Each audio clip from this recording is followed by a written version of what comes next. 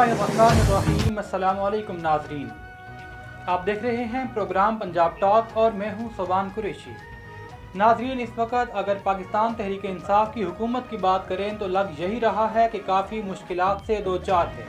एक तरफ तो महंगाई का प्रेशर है और दूसरी तरफ आलमी मार्केट में बढ़ती हुई तेल की कीमतें मज़ीद महंगाई की नवीद सुना रही हैं।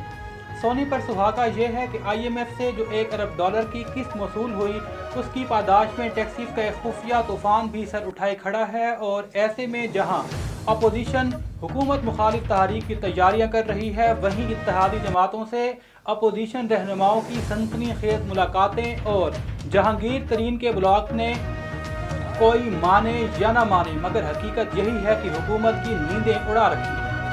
मगर मसला यह है कि हुकूमत ये बात मानने को तैयार ही नहीं। हुकूमती वुज़रा और तर्जमानों की ज़बान पर यही विर्द जारी है कि हुकूमत को कोई ख़तरा नहीं, अपोजिशन जो मर्ज़ी कर ले मगर हम अपनी आइनी मुद्दत पूरी करेंगे। और इसी तरह के बयानात का एक ना ख़त्म होने वाला सिलसिला है। मगर यहाँ पर सवाल तो ये है कि दोनों अतराफ़ के लोग किस वजह से अपनी अपनी बात पर इस हद तक पुर यकीन है कि शायद वक्त और किस्मत की लगामें इन्हीं के हाथों में हैं। इन्हीं सब बातों पर डिस्कशन के लिए हमारे साथ फ़ोन कॉल पर मौजूद हैं पाकिस्तान पीपल्स पार्टी से जनाब तबस्सुम मुनीर साहब, तहरीक इंसाफ से वर्दा खान साहबा और मशहूर समाजी और सियासी रहनुमा राव सरवर अली गोगी साहब। तो सबसे पहले तो मैं अपने तमाम मेहमानों को प्रोग्राम में खुश आमदीद कहता हूँ।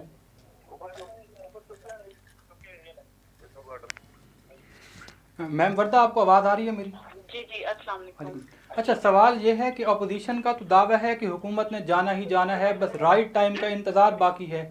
लेकिन हम देख रहे हैं कि शेख रशीद साहब समेत तमाम वुज़रा तर्जुमान, बल्कि आज तो इमरान खान साहब ने भी अपने एक बयान के अंदर ये कह दिया है कि हम कहीं नहीं जा रहे, कोई मसला नहीं है, तमाम इत्तेहादी हमारे साथ जुड़े हुए हैं। क्या चल रहा है हुकूमत की सफ़ों में? आखिर इतनी पुर यकीन ये हुकूमत है क्यों? एक्चुअली आपकी थोड़ी सी पीछे से आवाज़ें आ रही थी, समझ नहीं आ रही है। अस्सलाम वालेकुम। मैं सबसे पहले तो सबको सलाम करना चाहूँगी और मैं आपसे ये कहना कि आपका जो सवाल है, ये इत्तेहाद की जो आजकल न्यूज़ में चल रही है बातें, फजल रहमान भी गए हैं उनके घर में, चौधरी साहब के घर। तो अगर मैं तो सबसे पहले तो मैं आपको पहले भी कह चुकी हूँ कि ये लोग तो जो PDM है पूरी, ठीक है, चाहे नून लीग चाहिए, सब पीपल्स पार्टी, ये लोग शुरू से जब से इमरान खान हुकूमत में आए हैं तब से मुखालिफ हैं। ये लोग जब भी इमरान खान कुछ भी छोटा सा भी काम करता है तो वो कहते हैं ये गलत कर दिया, ये कर दिया। आप मुझे बताएं, ये जो सेहत कार्ड से मैं शुरू करती हूँ, जो सेहत कार्ड दिए गए हैं, लोगों को दिए गए हैं। मैम वर्दा, मैं आपकी बात इंटरप्ट कर रहा हूँ। प्रोग्राम का चूँकि वक्त महदूद होता है तो हम सिर्फ अपने टॉपिक पर ही आज रहेंगे। सवाल आपसे सिर्फ इतना है कि अदम एतमाद के ऊपर इमरान खान साहब और हुकूमती वज़रा काफ़ी मुतमईन और पुरएतमाद दिखाई देते हैं कि ये नाकाम होगी। इसकी क्या वजह समझते हैं, क्यों इतना एतमाद है? ये एक नाकाम होगी, जाहिर सी बात है। ये बेशक फजल रहमान उनके घर जाएं, जाके चाय पिए, नाश्ता करेंगे, तो वो तो गुजरातियों में तो वैसे कहावत है, मैं खुद भी गुजराती हूँ, तो उनमें तो खुद ऐसे है कि वो जिसको आप बुलाते हैं तो वो आकर खाना और वो जरूर पूछते हैं, ठीक है। तो ऐसा कुछ भी नहीं है। ये बेशक जितने मर्जी उनके घरों में जाए, शहबाज शरीफ उनके घर जाए, जो भी करें, इमरान खान का वो कभी भी साथ नहीं छोड़ेंगे। ये इन्हें जो जो करना है, लॉन्ग मार्च करनी है, जो कुछ भी करना है करते रहे, तो ये नाकाम ही होंगे। ये PDM खुद ही आपस में लड़के खत्म होगी। चलें, ठीक है।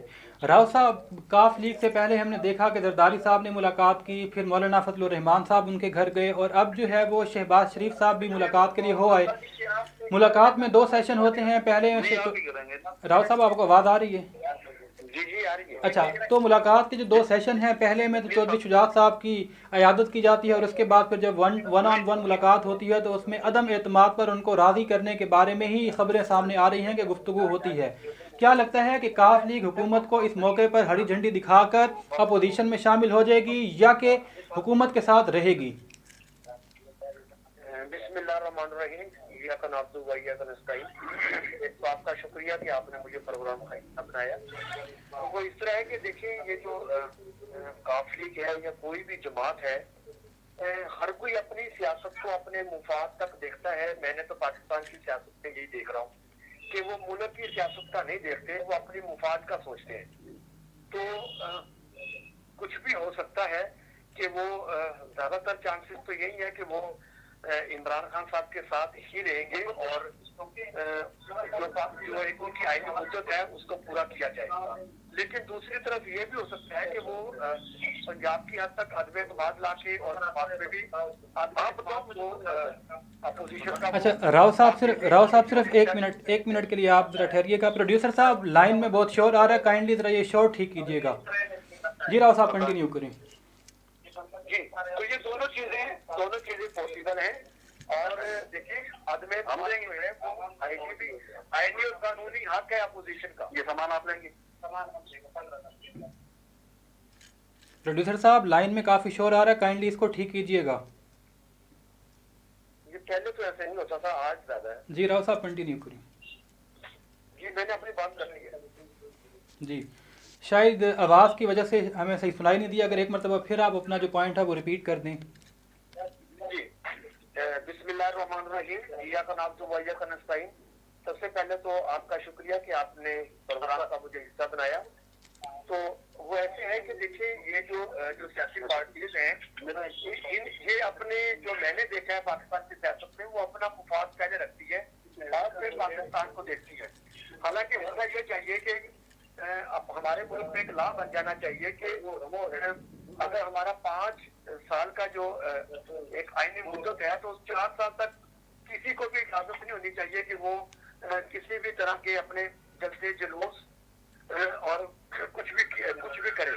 जैसे कि नवाज साहब की हुकूमत में 14 माह बाद खान साहब ने किया, वही खान साहब की हुकूमत में अपोजिशन ने भी वही रोल अदा किया। तो बाकी ये है कि अदम एतमाद देखें, अपोजिशन का कानूनी और आईनी हक है और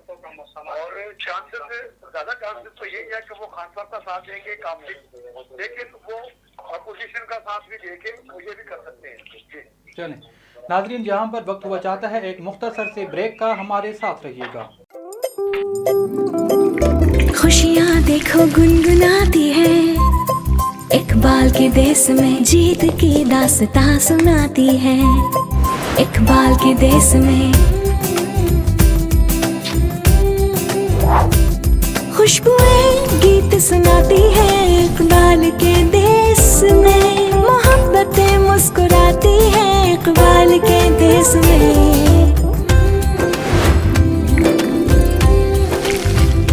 दस्तरखान सजाए जाते हैं। इकबाल के देश में पकवान खिलाए जाते हैं। इकबाल के देश में Iqbal vanaspati ghee and cooking oil vitamin A और विटामिन डी की ग़िज़ाइयत से भरपूर। Iqbal vanaspati ghee and cooking oil, ये है इकबाल का देश। वेलकम बैक नाजरीन। ब्रेक पर जाने से पहले हम राव सनवर अली गोगी साहब से काफ लीग के इत्तेहाद और अदम इत्तेहाद के हवाले से बात कर रहे थे।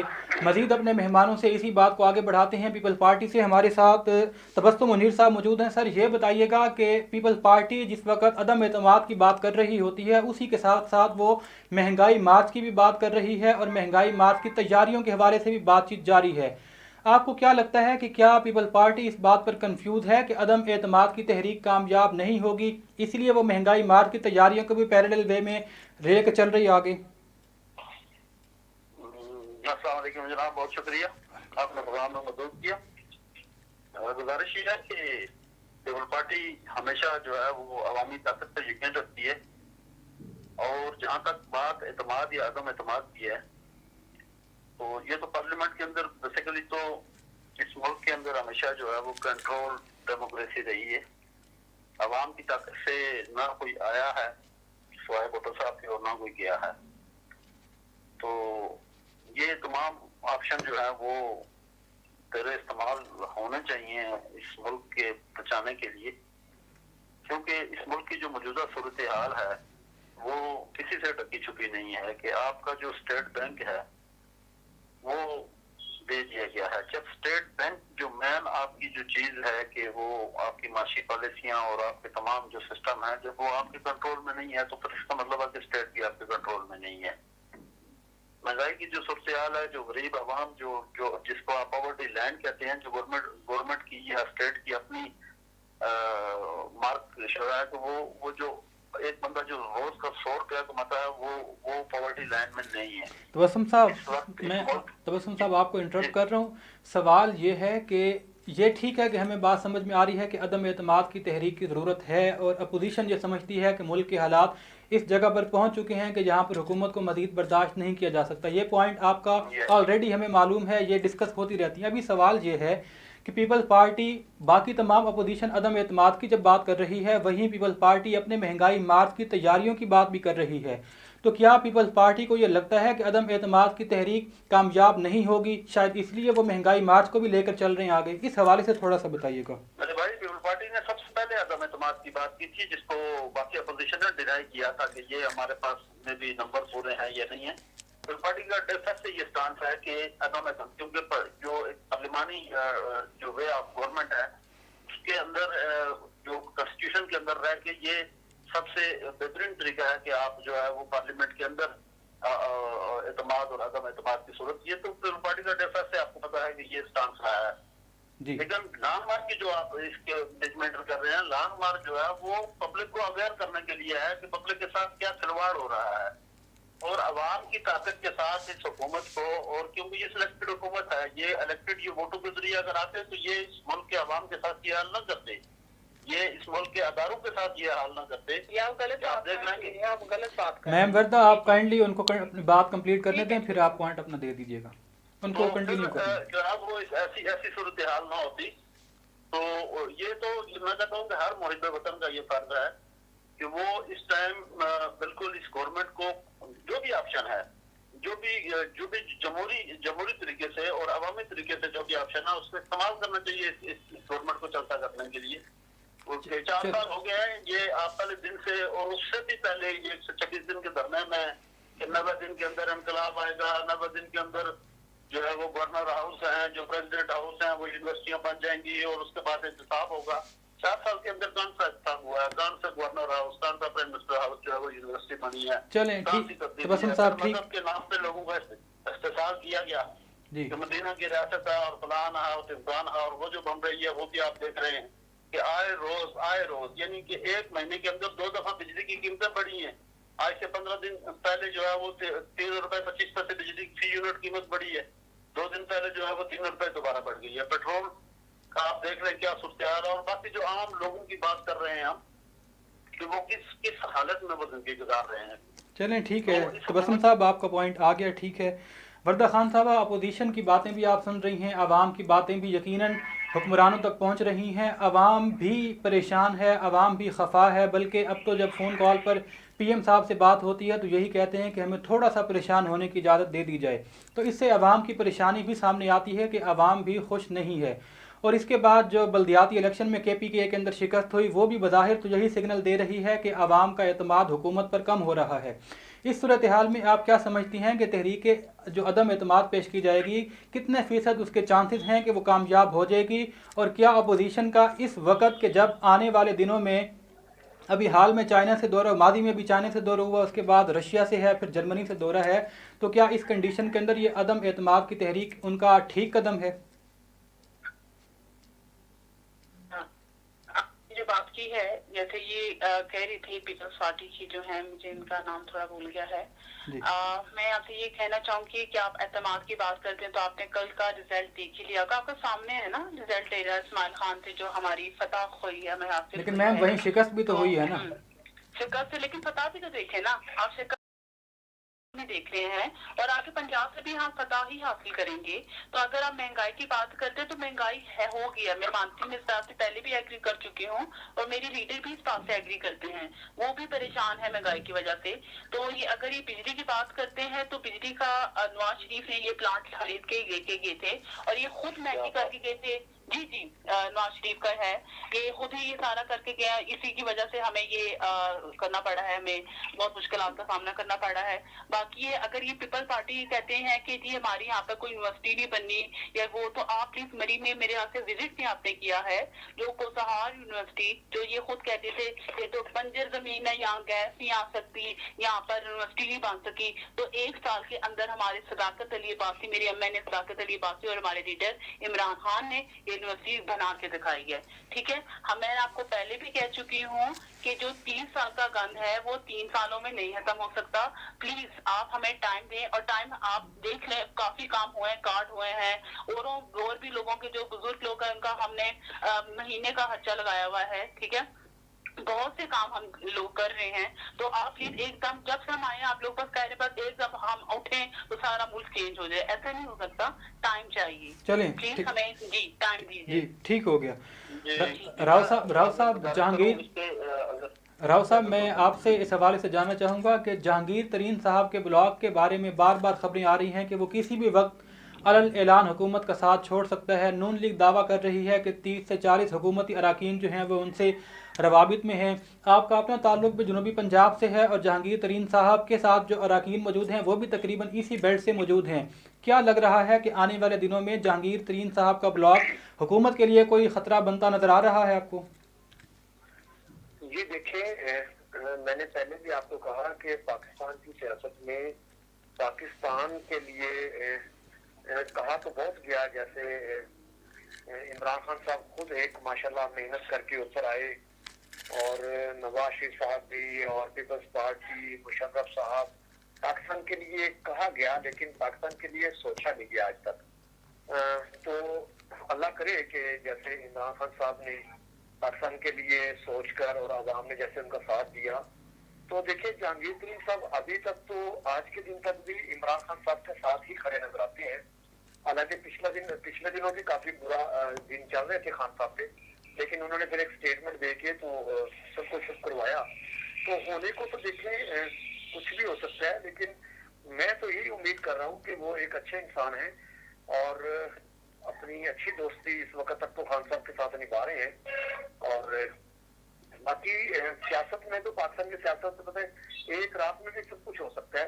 जी ये मेरा मौका। अच्छा चलें, तो बस मुनीर साहब, हमने देखा कि अपोजिशन की जानिब से कुछ अर्सा पहले ऐलान कर दिया गया कि हुकूमत के ख़िलाफ़ अदम एतमाद की तहरीक ला रहे हैं।